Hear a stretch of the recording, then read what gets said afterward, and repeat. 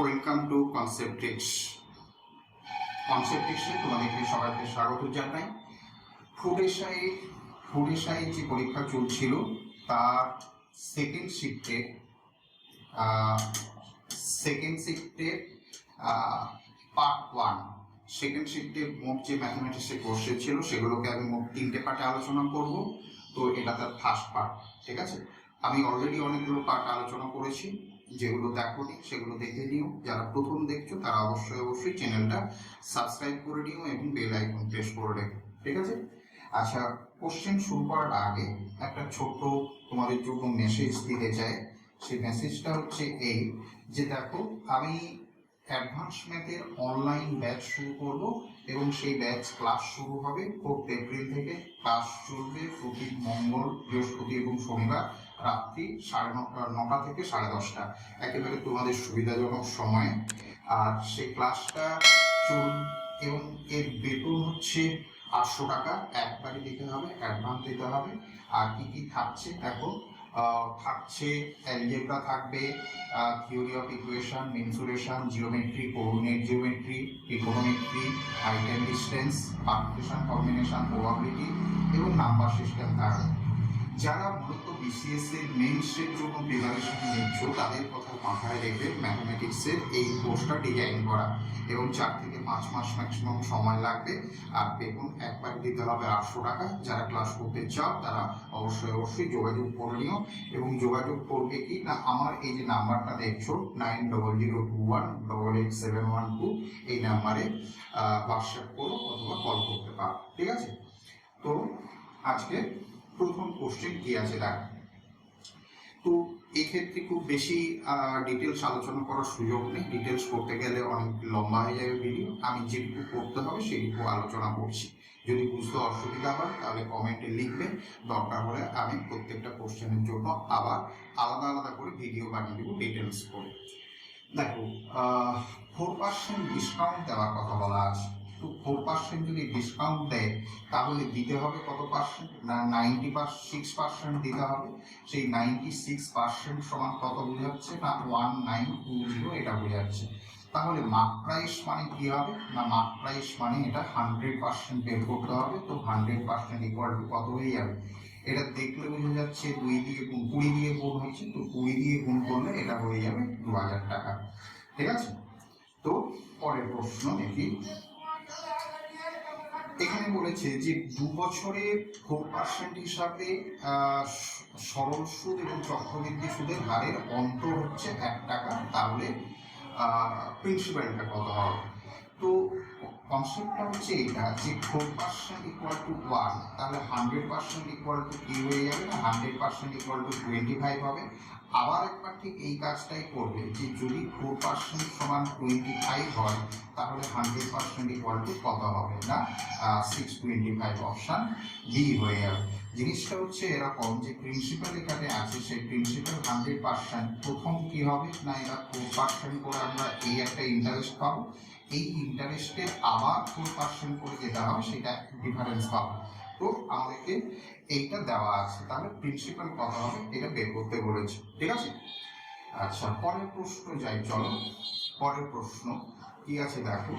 এটা সেই হিসাবে সিম্পলিফিকেশন বলতে পারো অথবা রেশিও প্রপোর্শনের এক্স ধরে নাও। তো এখানে মনে করো এক্স, এটাও এক্স, তাহলে কি হবে না, x into x that is x square equal to 50 into কি হচ্ছে না, এটা হয়ে যাবে 25/2। তো 2 দিয়ে যদি ক্যান্সেল করো তাহলে এটা হবে 25, সব মিলিয়ে কি হবে না 25 এর স্কোয়ার হচ্ছে, that is x equal to আমরা কি পাবো, তো অপশন ডি হয়ে যাবে এটার অ্যান্সার। পরের প্রশ্ন চলো। অ্যাসিড মিশ্রিত জলের অ্যাসিড এবং জলের পরিমাণের মিশ্রণের অনুপাত হচ্ছে 1:3। মিশ্রণটিতে 5 লিটার অ্যাসিড আবার যোগ করা হয়, তাহলে নতুন মিশ্রণটির অনুপাত হচ্ছে কত, 1:2। তাহলে নতুন মিশ্রণটার পরিমাণ কি হবে। দেখো প্রথমে ছিল কি না অ্যাসিড এবং ওয়াটারের রেশিও ছিল 1:3 এবং এতে আরও 5 লিটার অ্যাসিড যোগ করার ফলে সেই অনুপাতটা হয়েছে কত 1:2 হয়েছে।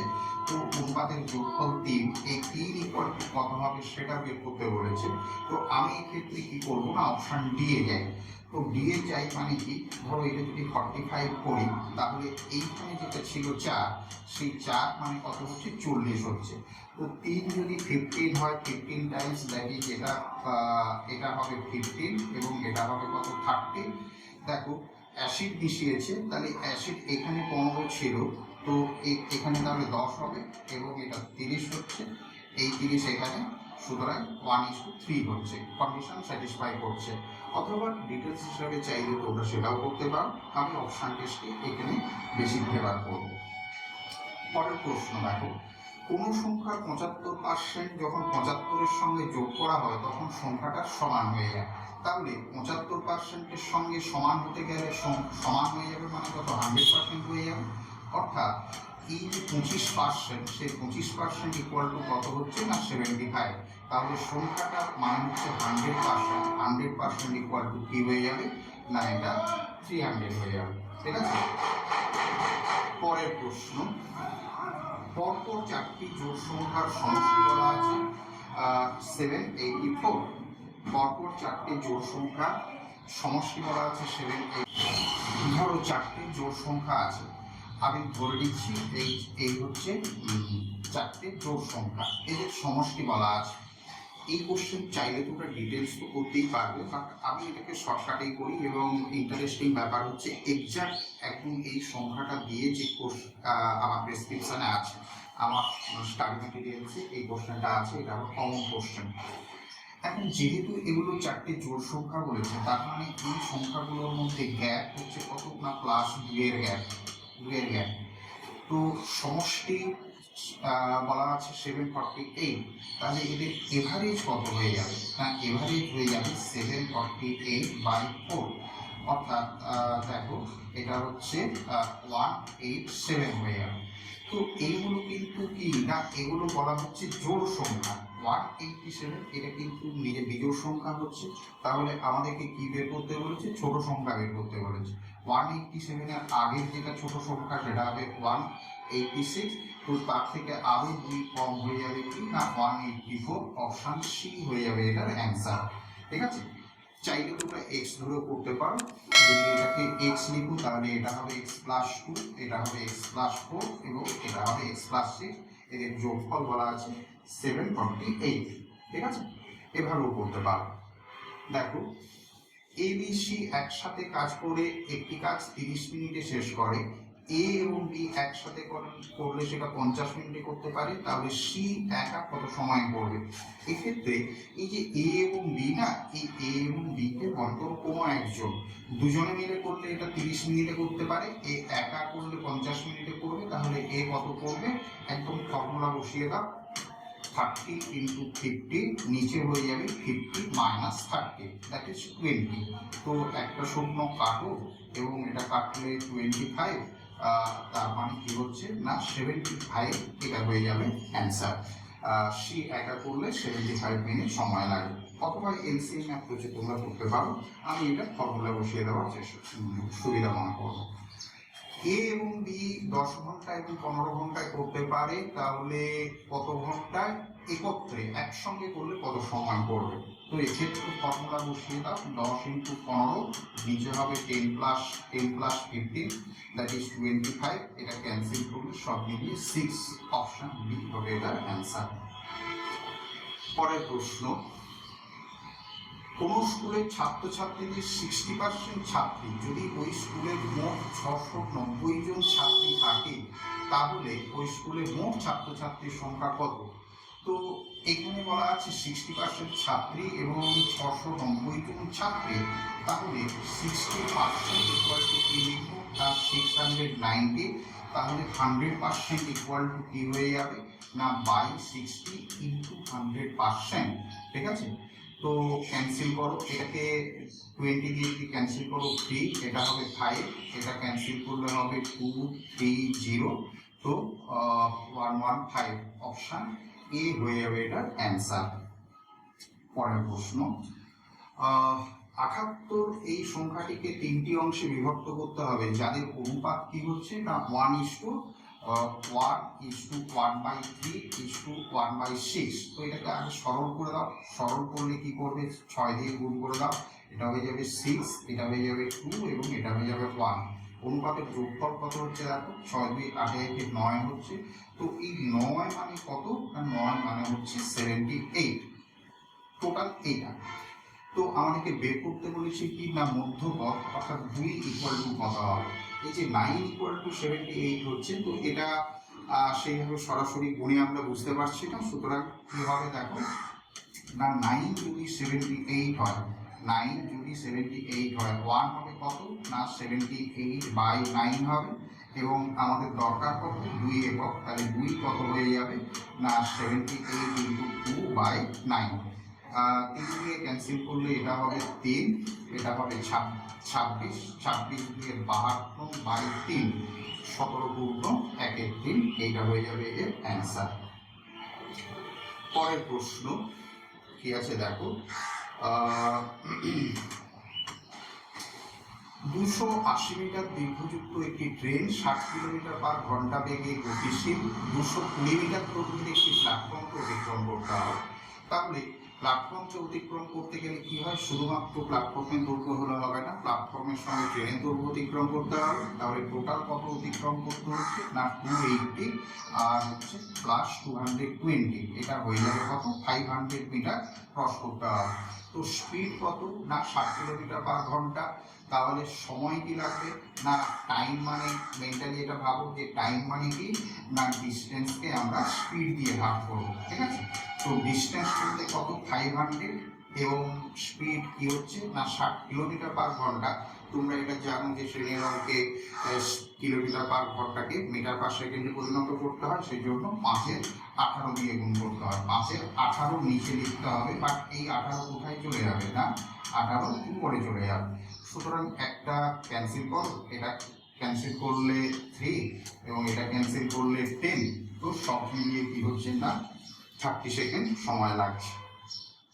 পরের প্রশ্ন কি আছে দেখো, কোন সরল সুদে মানে সিম্পল ইন্টারেস্টে 5 বছরে হচ্ছে 1350 টাকা এবং 8 বছরে হচ্ছে 1620 টাকা। দেখো এই যে হচ্ছে মানে এটা কি বোঝাচ্ছে, এটা অ্যামাউন্ট, অর্থাৎ প্রিন্সিপাল এবং 5 বছরের ইন্টারেস্ট এটা হচ্ছে 1350 টাকা, এবং প্রিন্সিপাল আর 8 বছরের ইন্টারেস্ট কত হচ্ছে তা 1620 টাকা হচ্ছে, ঠিক আছে।